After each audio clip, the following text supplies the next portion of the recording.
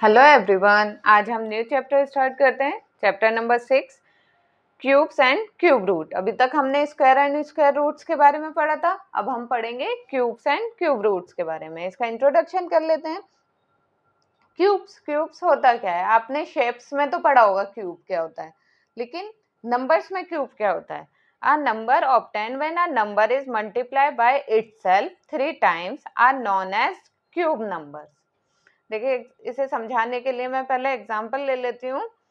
अगर कोई भी नंबर है, उसे हमने 3 टाइम्स उसी नंबर से मल्टीप्लाई करा, 2 को अपने ही नंबर से 3 टाइम्स मल्टीप्लाई करा, जो हमें आंसर मिलेगा 2 2 जा 4 2 जा 8। ये जो आंसर आया ये हमारा कहलाता है क्यूब नंबर।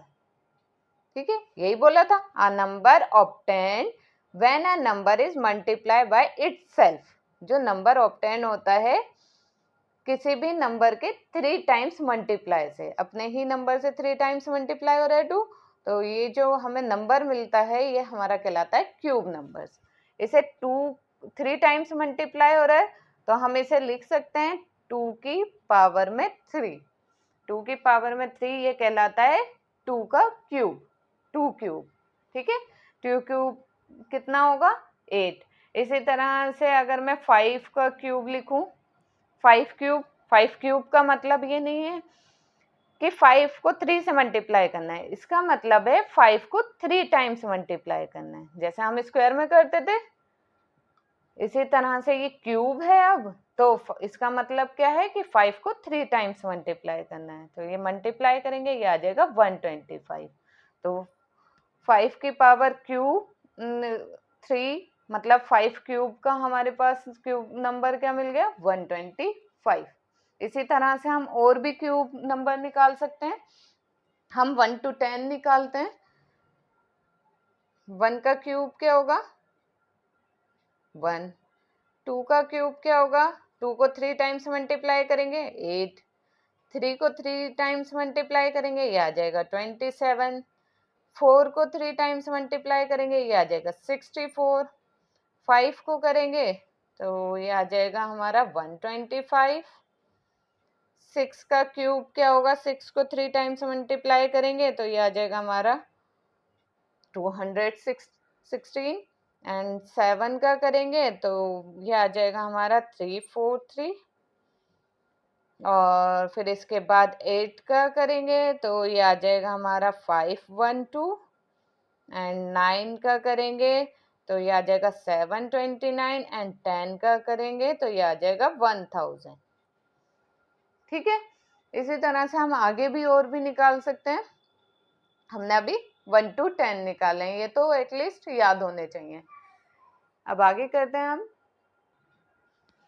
अब है properties of cubes of numbers. इसकी प्रॉपर्टीज क्या होती है? आपको लग रहा होगा ये इतना सारा लिखा हुआ है, कुछ अजीब सा होगा या बहुत डिफिकल्ट होगा। कुछ भी नहीं है इसमें, आप एक बार पढ़ेंगे तो सब समझ में आ जाएगा।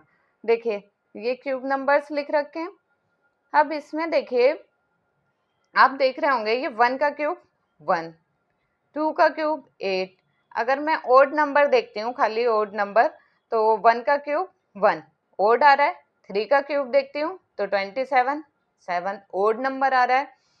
और 5 का देखती हूँ तो ये 125 ओड आ रहा है। 7 का भी ओड आ रहा है, 9 का भी। इसका मतलब हमें क्या दिखाई दे रहा है कि अगर मैं ओड नंबर का क्यूब कर रही हूँ तो ओड नंबर ही आ रहा है। ठीक है, और इवन का देखते हैं। ये इवन नंबर है 2 का क्यूब करेंगे तो 8 आया, मतलब इवन आया। 4 का क्यूब करेंगे तो 64 आ रहा है, मतलब इवन नंबर आ रहा है। इसी तरह से हम देख रहे हैं कि 2 4 6 8 या 10 इनका क्यूब कर रहे हैं तो इवन नंबर ही आ रहा है। तो बस यही लिखा हुआ है यहाँ पर, the cube of an even number is even. अगर हम इवन नंबर का क्यूब करते हैं तो इवन नंबर आता है। और the cube of an odd number is odd. अगर हम ऑड नंबर का क्यूब करते हैं तो ऑड नंबर आता है। ठीक है, ये समझ में आया। अब नेक्स्ट आप देख रहे होंगे कि 1 का क्यूब करा 1, लास्ट डिजिट 1 थी और इसकी लास्ट डिजिट 1 ही आ रही है। 3 का अगर हम क्यूब करते हैं और 3। अभी इसे नहीं देख रहे हैं हम, 4 का देखिए, 4 का क्यूब कर रहे हैं तो ये आ रहा है 64, लास्ट डिजिट सेम आ रही है। तो किस किस में सेम आ रही है? 1 में, 4 में, ये 5 में भी, कि इसकी 5 थी तो लास्ट में भी 5 आ रहा है, ये 6 है तो इसमें भी लास्ट में 6 आ रहा है, और 9 में, और इसका 0 था, ये लास्ट में 0 आ रहा है। ठीक है, तो इसका मतलब क्या है?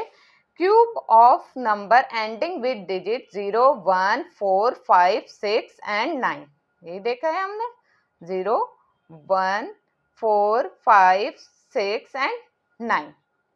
ये जो नंबर हैं एंड विथ सेम डिजिट, इनका जो एंड नंबर आता है, लास्ट डिजिट जो आती है वो सेम आती है। ये तो हमने देख लिया। ठीक है, ये भी समझ में आ गया। अब नेक्स्ट आप ये देख रहे होंगे कि 2 की पावर 3 करा तो 8 आया, और 8 की पावर 3 करा तो 512, मतलब लास्ट डिजिट 2 आई। 2 का क्यूब करते हैं तो 8 आएगा, और 8 की क्यूब करेंगे तो लास्ट डिजिट 2 आएगी।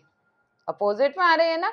और इसी तरह अगर हम 3 का क्यूब करेंगे तो 27 आ रहा है, और 7 का क्यूब करेंगे 343, मतलब लास्ट डिजिट 3 आ रही है। तो यही यहाँ लिखा हुआ है, cube of number ending with 3 and 7 will and with 7 and 3 respectively.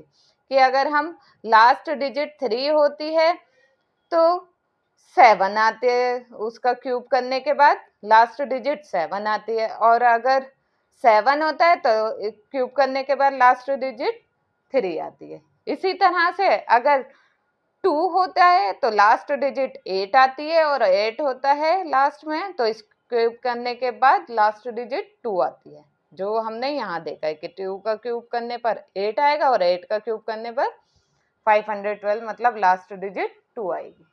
ठीक है, आया समझ में? अब नेक्स्ट, अब है परफेक्ट क्यूब। परफेक्ट क्यूब क्या होता है? क्यूब तो हमने पढ़ लिया, परफेक्ट क्यूब क्या होता है? If in the prime factorisation of any number, अगर किसी भी नंबर का हम प्राइम फैक्टराइजेशन करते हैं, each prime factor appears 3 times, जो उसके फैक्टर्स जो आते हैं वो 3 टाइम्स अपेयर हो, then the number is a perfect cube. वो नंबर परफेक्ट क्यूब कहलाएगा। तो इसके लिए हम कोई एग्जांपल ले लेते हैं। जैसे मैंने ले लिया, कोई भी नंबर है 216, मतलब 216, हमने कोई भी नंबर ले लिया 216। अब इसका हम प्राइम फैक्टराइजेशन करते हैं। ये कितने पर जाएगा? 2 पर। 2 1 जा 2, और 1 तो जाएगा नहीं तो 0, 16 लेंगे, 2 8 जा 16, फिर 2 से करेंगे, 2 5 जा 10, 4 पर, फिर ये चला जाएगा 27, ये 2 से तो जाएगा नहीं, 3 से करेंगे, 3 9 जा 27, 3 3 जा 9, 3 1 जा 3। अब आप देख रहे होंगे, अगर 216 के हम फैक्टर्स देखते हैं, 2 मल्टीप्लाई 2 मल्टीप्लाई 2, 3 मल्टीप्लाई 3 मल्टीप्लाई 3, तो इसके जो प्राइम फैक्टर्स हैं, ये 2 भी 3 टाइम्स आ रहा है और 3 भी 3 टाइम्स आ रहा है। तो इसका मतलब 216 एक परफेक्ट क्यूब है। ठीक है, अब इसकी जगह मैं दूसरा कोई एग्जांपल लेती हूँ। जैसे मैंने ले लिया 32। 32 का अगर मैं प्राइम फैक्टराइजेशन करूँ, कितना आएगा? 2 से करेंगे, ये आएगा 16, फिर 2 से करेंगे तो ये आ जाएगा हमारा 8, फिर 2 से करा 4, फिर 2 से करेंगे 2, फिर 2 से करेंगे 1, तो 32 के फैक्टर्स आ जाएंगे हमारे पास 2 मल्टीप्लाई 2 मल्टीप्लाई 2 मल्टीप्लाई 2, ये आ गए हमारे इसके फैक्टर्स। अब देखिए, क्या 2 और 2 ये जो हैं ये 3 टाइम्स हैं या नहीं? 3 टाइम्स अपेयर हो रहे हैं इसके प्राइम फैक्टर्स या नहीं? अब देखिए, ये 2 तो हो रहा है, 3 के ग्रुप में है ये 2, लेकिन ये वाला 2 ग्रुप में नहीं है, 3 के ग्रुप में नहीं है ना। इसके आगे एक और 2 होता तब ये पूरा एक 3 का पेयर्स होता। ठीक है, 3 का पेयर होता ये, लेकिन ये वाला 2 तो है, ये वाला 2 नहीं है पेयर में, तो इसका मतलब ये परफेक्ट क्यूब नहीं है। ठीक है, समझ में आया? जो 3 के पेयर्स बना ले सारे फैक्टर्स, तो वो तो परफेक्ट क्यूब होगा, और जिसमें पेयर्स ना बने 3 के, तो वो परफेक्ट क्यूब नहीं। अब है हमारा क्यूब रूट्स। क्यूब रूट्स क्या होता है? The cube root is the inverse operation of finding the cube. The symbol this denotes cube root. इसका मतलब है क्यूब रूट क्या है? इनवर्स ऑपरेशन है। जैसा हम क्यूब फाइंड करते हैं उसकी इनवर्स ऑपरेशन क्या है? Cube root. The symbol this denotes cube root. ये जो सिंबल होता है ये डिनोट करता है क्यूब रूट्स। अब क्यूब रूट्स ऑफ 8, अगर हमें 8 का क्यूब रूट निकालना है तो वो क्या होगा? 8 को हम क्या लिख सकते हैं? 2 को 3 बार मल्टीप्लाई करके लिखेंगे तो जब आता है 8। और जब हम इस क्यूब में से बाहर निकालते हैं तो ये इसके 3 का पेयर, क्यूब है इसलिए 3 का पेयर देखते हैं कि 3 का पेयर में से एक बाहर ले लेते हैं तो ये आ जाएगा 2। 2 का क्यूब 8 होता है और 8 का क्यूब रूट 2 होता है। यही इसने बोला था हमसे कि अगर हम जैसे हम क्यूब फाइंड करते हैं उसका इनवर्स ऑपरेशन लगाते हैं तो हमें क्यूब रूट्स मिल जाता है। अब इसी तरह से हम और भी देख सकते हैं, जैसे 3 का क्यूब करते हैं तो हमारे पास आता है 3 का क्यूब करने के बाद 27। और अगर हम ये क्यूब हटा दें, क्यूब की जगह यहाँ क्यूब रूट लगा दें, तो 27 का क्यूब रूट क्या होगा? 3। और अगर हमें 5 का करना है तो 5 का क्या होता है? 125। और अगर हमें ये क्यूब हटाना है, क्यूब हटा के इस पे स्क्वायर क्यूब रूट लगा देंगे, सॉरी स्क्वायर नहीं, क्यूब रूट लगा देंगे। 125 का क्यूब कितना आ जाएगा? क्यूब रूट करेंगे तो इसका 5। इनवर्स ऑपरेशन है। इसी तरह से हम बड़े से बड़े नंबर का क्यूब रूट निकाल सकते हैं। हम वो किस तरीके से निकालेंगे? प्राइम फैक्टराइजेशन मेथड से। वो हम एक्सरसाइज में करेंगे। एक्सरसाइज में जो क्वेश्चन है हम करेंगे तो हमें और अच्छे से समझ में आएगा।